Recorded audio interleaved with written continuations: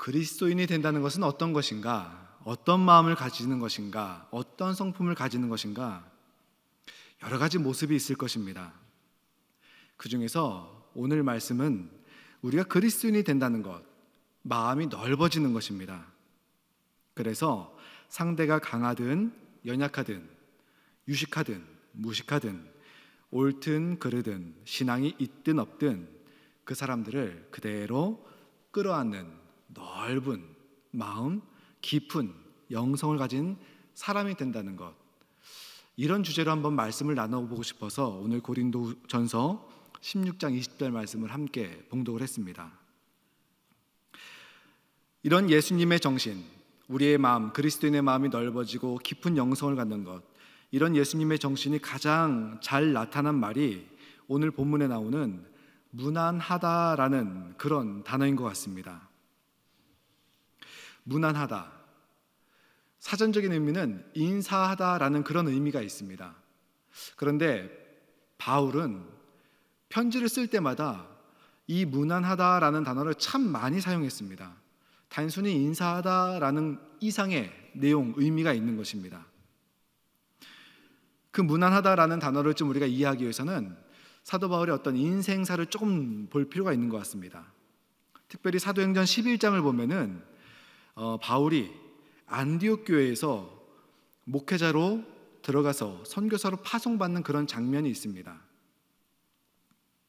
예수님의 부활 승천 후에 예루살렘에 교회가 생겼습니다. 그리고 큰 부흥을 맞이했습니다. 이때 예루살렘 교회에 집사 중에 한 명이 스데반이었습니다. 그 스데반 집사가 교회를 핍박하는 사람들에게 돌을 맞아서 순교하게 됩니다. 이 스데반이 돌에 맞아서 죽을 때 그 옆에서 지켜보던 사람이 누구냐면 바로 이 바울이라는 사람이었습니다. 그리고 기독교 핍박에 큰 사명감과 열정을 가지고 가장 열을 올린 사람이 바로 이 바울이었습니다. 그래서 예루살렘 교회 성도들은 이 핍박과 또 바울을 피해서 북으로 올라가게 되었습니다. 그러다가 일단의 성도들이 정착한 곳이 바로 안디옥이라는 터키 지역의 도시였습니다. 그곳에서 안디옥 교회가 세워졌습니다. 그리고 그 안디옥 교회에 바나바가 파송되어서 목회를 하는데 크게 부흥이 됐습니다. 크게 부흥이 되니 바나바가 혼자 목회하는 것이 능력에 좀 붙였습니다. 그래서 동역자를 찾았습니다. 그 동역자가 누구냐면 바로 바울이었습니다. 이때 당시 바울은 회심을 한 그런 상태였습니다. 그리고 고향에 내려가서 두문문출 그런 백수의 신세였습니다. 그래서 바나바에 의해서 손에 이끌려서 안디옥 교회에 목회자로서 들어오게 되었습니다. 그런데 안디옥 교회 사람들이 이렇게 바라보니 예루살렘 교회 성도들이 예루살렘에서 북으로 흩어질 수밖에 없는 상황을 만든 사람이 누구냐? 가만 보니 저 사람 바울이에요. 기독교인인 자기 형제, 자매, 부모를 핍박하고 억압했던 장본인이 누구냐? 가만 보니 우리 교회 목회자로 새롭게 온 바울입니다. 이런 바울을 안디옥 교회 성도들은 목회자로 받아들이고 끌어안았습니다. 그리고 이런 안디옥 교회 성도들을 보고 사람들은 그리스도인, 예수님의 사람 이렇게 부르기 시작을 했습니다. 후에 이 안디옥 교회에서는 바나바와 바울을 선교사로 파송을 했고 복음이 유럽으로 전해지는 전초 기지가 되었습니다. 그래서 사도행전 11장에는 기독교인이 된 바울, 그리고 안디옥 교회의 목회자가 된 바울, 선교사로 파송이 되는 바울, 그런 바울을 끌어안았던 안디옥 교회 성도들, 그리스도인의 이야기가 나오고 있습니다. 이런 경험이 사도 바울에게는 있었습니다. 그래서 편지를 쓸 때마다 항상 말미에 무난하다 또는 무난하라라는 글을 꼭 적어서 보냈습니다. 단순히 인사하다라는 그런 뜻을 넘어선 것입니다. 우리 교회에서 담임 목사님께서 이제 설교 전에 인사를 하시죠. 샬롬 하면서 인사를 합니다. 이 샬롬의 사전적인 의미는 평화 또 평안, 회복 이런 의미가 있는 단어입니다. 그래서 담임 목사님께 궁금해서 여쭤봤어요. 목사님 왜 샬롬하고 인사를 하십니까? 여러 가지 인사가 있는데 담임 목사님께서 그런 말씀을 하시더라고요. 예배당에서 예배에 참석하시고 또 영상으로 예배를 드리는 우리 성도님들이 예배를 통해서 말씀을 통해서 하나님의 은혜와 기쁨이 충만하게 되기를 바라는 그런 마음을 담아서 샬롬 하면서 인사를 하시는 겁니다. 그런 마음이 담긴 인사입니다. 사전적인 의미 외에 깊은 뜻이 있는 것입니다. 똑같이 사도 바울이 말하는 무난하다라는 말의 사전적인 의미는 인사하다, 그리고 이것이 헬라어로 보면은 그 안에는 포옹하다, 안아주다라는 그런 뜻이 있습니다. 그래서 사도 바울이 이 무난하다라는 말을 사용할 때는 단순히 안녕하십니까, 잘 있습니까, 이것을 넘어서서 나는 당신을 끌어안습니다, 따뜻하게 포용합니다, 나는 당신에게 진정한 관심이 있습니다라는 그런 단어의 의미가 담겨 있는 것입니다. 그리고 이것을 편지를 받아보는 사람들에게는 어떤 의미로 다가오는 것이냐면은 사도 바울이 내게 편지를 본다면은 당신이 활기차게 살아계신 것을 보니 너무나도 좋습니다. 우리가 서로 사역자로서 알게 돼서 너무 기쁩니다. 우리가 동역자라는 게 얼마나 좋은지 모르겠습니다. 이런 깊고 넓은 뜻이 담겨 있는 것입니다. 이 사도 바울이 안디옥 교회에서 자신으로 인해서 뿌리뿌리 흩어진 그런 성도들, 자신으로 인해서 형제 자매 부모가 핍박받았던 그런 성도들에 의해서 자신이 용납이 되고 그 사람들에 의해서 받아들여지게 되고 인정되었던 그 경험이 바탕이 되는 그런 용어입니다. 그래서 우리는 성경에서 서로 받아들이다, 끌어안다, 끌어안으니까 서로가 연결되어 있다, 서로가 서로 때문에 기쁘다 라는 뜻의 이런 단어로서 무난하다라는 것을 볼 수가 있습니다. 그러면은 이 무난하다라는 단어가 사도 바울은 이렇게 사용했는데 우리가 21세기 대한민국을 사는 우리 성도들은 이 무난하다라는 것을 어떻게 표현할 수 있느냐? 우리가 서로 성도가 성도 간에, 또 성도와 목회자 간에, 성도와 교육자 간에 우리는 어떻게 이 무난을 할 수가 있는가? 오늘 말씀을 통해서 두 가지를 함께 나누고자 합니다. 첫 번째, 무난한다는 것은 먼저 다가가는 것입니다. 먼저 다가가는 것입니다. 예수님께서도 무난하다라는 그런 단어를 사용하셨어요. 누가복음 11장에 보면은 바리새인의 이야기가 나오는데 이 바리새인들이요 정기적으로 예복을 차려입고 저작거리를 어슬렁 거렸습니다. 왜냐하면은 이 평범한 백성들한테서 문안받고 칭송받는 것을 즐기려는 그런 속셈이 있었습니다. 이런 바리새인들의 모습을 예수님께서 바라보시고 말씀하신 게 뭐냐면은 제자들에게 야 너희는 저렇게 바리새인처럼 건방지고 교만하게 처신하지 말고 좀 조심조심 행동을 해라. 그리고 누군가 아는 채를 기대하지 말고 먼저 다가가서 인사를 해라. 이렇게 말씀을 하십니다. 우리가 예수님을 닮아간다는 것, 무난한다라는 것의 중요한 것의 하나는 뭐냐면은 남이 나를 알아봐 주기를 바라는 것, 그래서 나 여기 있습니다 이것이 아니라 내가 남들보다 앞질러 상대방을 알아보고 아 당신이 여기 있군요, 이런 먼저 다가갈 수 있는 그런 사람이 될 수 있어야 됩니다. 그래서 예수님은 항상 관계를 먼저 앞장서서 주도하신 분입니다. 누구를 만나든지 한치의 망설임 없이 먼저 다가갔고 받아주신 그런 분이십니다. 그래서 우리가 그리스도인이 된다는 것은, 예수님의 사람이 된다는 것은 먼저 다가가서 먼저 알아봐주고 관계를 주도하는 그런 사람이 된다는 겁니다. 이 예수님의 제자들을 보면 재미난 부분이 있습니다. 예수님의 제자들은 출신 성분이 참 다양합니다. 근데 그 중에서 출신 성분이 정말 상극인 사람들이 있습니다. 누구냐면은 레위, 그 다음에 알페오의 아들 시몬, 이 두 사람입니다.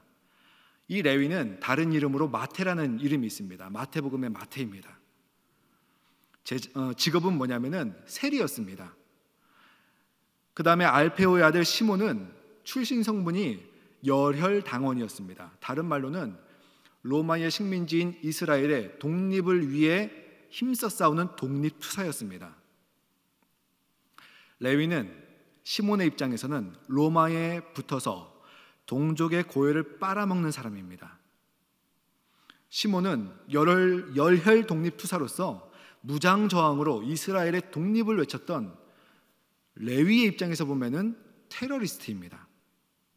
도저히 어울릴 수 없는 그런 사람인데, 그러나 예수님의 제자로서 서로를 받아들이고 이해하고 동역을 하는 겁니다. 어떻게 이것이 가능한가? 예수님의 제자로서, 그리스도인으로서 관계를 주도하는 사람, 포용하는 사람이었기 때문에 가능하게 되는 것입니다. 그래서 관계를 주도하면서 먼저 다가가서 상대를 받아들이고 포용하는 것, 이것이 바로 그리스도인이라는 것입니다. 근데 힘들어요. 이것이 참 어렵습니다. 마태복음 5장 43절에 보면은 이런 말씀이 있습니다. 또 내 이웃을 사랑하고 내 원수를 미워하라 하였다 하는 것을 너희가 들었으나, 이것은 무슨 말씀이냐면은 구약 성경에는 우리가 사랑해야 될 대상들이 동족의 한에 있습니다. 이방인들은 미워해도 된다는 것입니다. 근데 예수님께서는 그 다음 절에 한 걸음 더 나갑니다.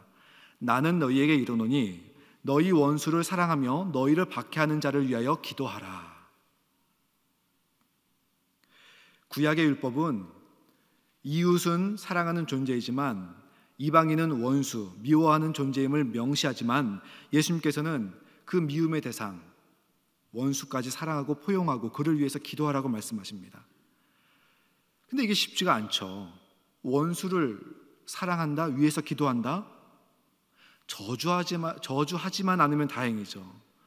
당장 내 속으로 난 내 자식도 속을 썩이면은 내가 왜 저것을 낳았나, 이러지 않습니까? 우리는. 그래서 우리가 원수를 포용한다는 것, 먼저 다가간다는 것, 이거 사람의 힘으로 정말 힘듭니다. 그러면 어떻게 해야 되느냐? 우린 갈등이 있을 수밖에 없죠. 예수님은 이렇게 말씀하셨는데 우리는 안 되니 이 가운데서 갈등이 일어날 수밖에 없습니다. 내 능력으로는 도저히 그렇게 살 수가 없습니다. 그래서 우리가 의지해야 될 것은 무엇이냐면 성령 하나님입니다. 성령 하나님은 우리 안에 들어오셔서 우리에게서 하나님의 말씀대로 살고 싶은 소원도 주시고 더 나아가서 살 수 있는 능력도 주시는 분이 바로 우리 성령 하나님이라고 성경은 말을 하고 있습니다. 그래서 우리가 서로 무난한다, 그리스도인이 된다, 예수님의 사람이 된다는 것은 내 안에 계신 성령님을 의지해서, 성령님을 통해서 나에게 잘해주는 사람만 골라서 살갑게 대하는 것이 아니라, 나와 친분이 좋은 사람만 만나고 울타리 치는 것이 아니라, 비록 불편하더라도, 어색하더라도, 힘들더라도 먼저 다가가 한 사람 한 사람을 좀 더 소중히 대할 수 있는 그런 사람이 되어가는 것이 바로 우리 그리스도인, 성령의 사람이 되는 것입니다. 특히 우리가 누군가 갈등이 있고 다툼이 있고, 여러분 부부싸움이나 또는 형제간이나 부모 자녀간이나 그런 다툼이 있으면은 내가 먼저 다가가서 말을 걸고 인사를 하고 그러면 내가 진다고 생각하는 그런 경우가 참 많은 것 같습니다. 하지만 우리가 정말 그리스도인으로서, 무난하는 사람으로서 그런 불편함, 힘든 것, 거기서 먼저 한마디 했으면 참 좋겠습니다. 잘 지내셨어요? 잘 오셨습니다. 모습 보니 참 좋습니다. 이런 식으로 먼저 하는 이 한마디가 묶인 것을 풀어주고 굳었던 것을 부드럽게 할 수가 있습니다. 그래서 우리가 그리스도인으로서 먼저 다가가서 관계를 주도할 수 있는 그런 사람이 될 수 있어야 됩니다. 그렇게 할 수 있게 마음도 주시고 능력도 주시는 성령님을 의지하고 기도하시는 우리 성도님들 되시기를 간절하게 바랍니다. 그래서 먼저 한마디 한번 해보시기 바랍니다. 특별히 교회가 크면 클수록 그런 서로 무난하는 예수님의 정신이 필요한 것 같습니다. 우리가 예배 때 수백 명의 사람들이 이렇게 오시죠. 성도님들이 오시죠. 서로 대면하는 것이 아니라 옆에 자리에 앉았으면 처음 보더라도 한 주간 잘 지내셨습니까? 잘 오셨습니다. 그렇게 서로 먼저 인사할 수 있는, 먼저 한마디 할 수 있는, 그래서 묶인 것을 풀 수 있는, 굳었던 것을 부드럽게 할 수 있는, 관계를 주도할 수 있는 그런 우리 성도님들 되시기를 예수님의 이름으로 축원합니다. 두 번째, 우리가 그리스도인에 대해서 무난한다는 것은 무엇이냐면은 상대를 알아보고 인정해 주는 것입니다. 아마 우리가 그리스도인이라면 상대를 좀 알아주고 인정해야 된다는 거 모르는 사람 없을 것입니다. 그러나 실제로 그렇게 할 수 있는 능력과 은사를 가진 사람들 좀 드문 것 같습니다. 우리가 익숙한 것, 관성이라는 것이 있습니다. 그래서 기존에 잘 알고 지내왔거나 가까워지고 싶은 그런 마음이 드는 사람들한테만 그런 사람들을 알아보고 그런 사람들을 인정해 주는 것, 이것이 우리 삶에서 좀 당연한 것 같습니다. 자연스러운 것 같습니다. 그런데 무난한다는 것은 상대가 누가 되었든 그 사람을 먼저 알아봐주고 기억하고 인정해 준다는 겁니다. 특별히 로마서 16장을 보면은 이 사도 바울이 동역자들 이름을 하나하나 기억합니다. 그리고 부릅니다. 그들의 사역을 인정해 주는 그런 말씀이 있습니다. 그런데 로마서 16장에 나오는 그 사도 바울의 동역자들의 이름 중에는요, 사도 바울이 개인적으로 만난 적이 없고 가까운 이들을 통해서 한 달이 건너서 아는 그런 사람들이 있었습니다. 그런 이들의 이름까지 기억하고 그들의 사역에 대해서 관심을 갖고 칭찬해 주는 겁니다. 인정해 주는 겁니다. 이 성경학자들에 따르면은 로마서 16장에 그 열거된 나오는 이름들의 절반 이상은요, 소외계층의 사람들이라고 합니다. 사회적으로 아무런 힘도 없는 어떤 과부, 여성 또는 전혀 존중받지 못하는 노예 계급도 있었고요. 그래서 사도 바울이 로마서에 나오는 그 이름들을 오히려 쓰지 않고 오히려 모르는 척하는 것이 사도 바울의 사역에 있어서 오히려 더 플러스가 될 수가 있었을 것이다 라는 것이 성경학자들의 의견입니다. 그러나 사도 바울은 그런 거 계산하지 않고 모두를 기억하고 그들의 사역을 알아주고 인정을 해줬습니다. 이것이 바로 사도 바울이 무난하는 그런 모습입니다. 그런데 세상은요, 상대방이나 또 나 자신이나 알아주고 인정하는 것, 인정받는 것, 이것을 원하지 않더라고요. 무슨 말이냐면은 자기 자신을 인정하지 않고 싫어하고 부족하다고 믿게 하는 것이 이 세상의 문화입니다. 다른 사람도 인정하지 않고 그 사람을 시기하게 만드는 것이 이 세상에 강조하는 그런 문화의 핵심입니다. 왜냐하면은 그래야지 자신을 알리기 위해서, 또 자신이 인정받기 위해서, 부족함을 채우기 위해서, 상대방을 인정하지 않고 상대방을 따라잡기 위해서 무언가를 계속 소비한다는 겁니다. 그래야 경제가 활성화되고 돈이 되기 때문에 이 세상의 자본주의 문화는 계속해서 자기 혐오를 강조한다는 겁니다. 나는 부족한 사람이야. 나는 못난 사람이야. 나는 인정받아야 돼. 상대방을 따라잡아야 돼. 이것을 강조한다는 겁니다. 그래서 여러분 TV를 보면은 끊임없이 계속해서 이상적인 몸매, 그 다음에 멋진 얼굴, 예쁜 얼굴, 이것에 대해서 계속해서 강조하고 얘기합니다. 은연중에 그것을 계속해서 보여줍니다. 해외의 멋진 곳을 여행하면서 맛있는 음식 먹는 것, 이것이 진정한 행복인 것처럼 계속해서 보여줍니다. 한 번 사는 인생, 하고 싶은 것 하고 즐길 것 즐겨야지 된다고 이것을 은연중에 우리한테 계속해서 스며들게 만듭니다. 그걸 보는 사람들은 무엇을 느끼느냐? 나는 왜 저런 사람들과 같이 되지 못할까? 비교하고 자신을 인정하지 못하고 더 나아가서 자신이 싫어지고, 그래서 그들과 같이 똑같이 되려는 발버둥을 치게 만드는 겁니다. 무언가를 소유하고 뭔가를 소비해야지 특별한 사람이 될 수 있다고 강조하는 것이 이 세상의 문화입니다. 하지만 하나님의 문화는 다릅니다. 주님의 이름으로 문안한다는 것, 이것은 상대를 알아주고 인정한다는 겁니다. 그렇다면 사람이 언제 내가 인정받는다고 느끼느냐? 감사의 인사를 받을 때 나는 인정받는 사람이구나 라는 것을 알 수가 있습니다. 로마서 16장뿐만 아니라 사도 바울이 보내는 편지 말미에 항상 사람들의 이름을 거명하거든요. 오늘 말씀에도 고린도전서 16장 20절인데 그 이전 17절 18절을 보면은 내가 스데바나와 부드나도와 아가이고가 온 것을 기뻐하노니 그들이 너희의 부족한 것을 채웠음이라. 사도 바울이 스데바나, 부드나도, 아가이고를 알아보고 기억하고 그들의 사역을 인정하고, 그 다음에 이 고린도 교회가 지식은 많고 은사는 많았으나 사랑이 부족했거든요. 그들에게 들어가서, 고린도 교회로 들어가서 이 세 사람이 고린도 교회에 사랑을 채워준 것에 대해서 감사하고 있는 겁니다. 지금 여러분은 여러분과 함께하는 사람들에 대해서 얼마나 또 어떻게 감사를 하고 있습니까? 상대를 알아주고 그가 하는 일을 인정해주고 그것에 감사하는 것이 우리 그리스도인의 문안이고 예수님의 제자들, 예수님의 사람이 바로 해야 될 일들입니다. 그것이 바로 사람을 인정해주는 것입니다. 특별히 여러분, 가까운 사람들과 그 사람이 하는 것에 대해서 당연하다 생각하지 마시고 감사를 통해서 그 사람들을 인정해 주시기 바랍니다. 감사합니다. 고맙습니다. 고마워. 수고했어.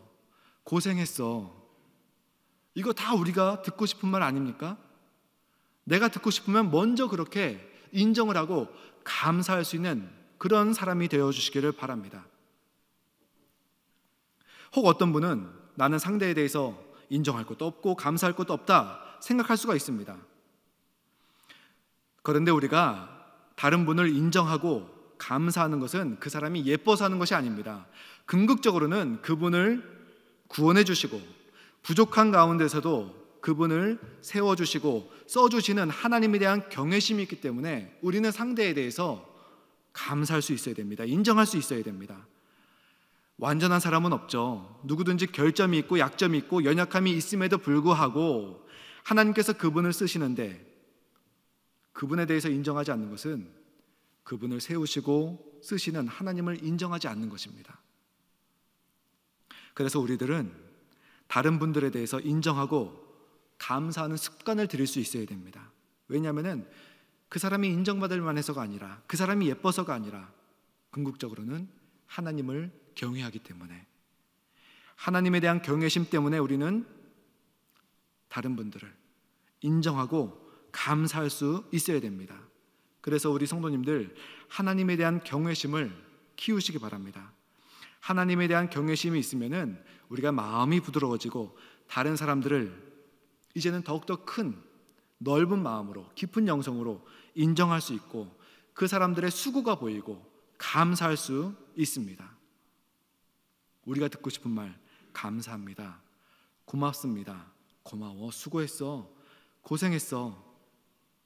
하나님을 경외하기 때문에 상대방에 이런 말을 먼저 해줄 수 있는, 문안할 수 있는 우리 그리스도인 되기를 예수님의 이름으로 축원합니다.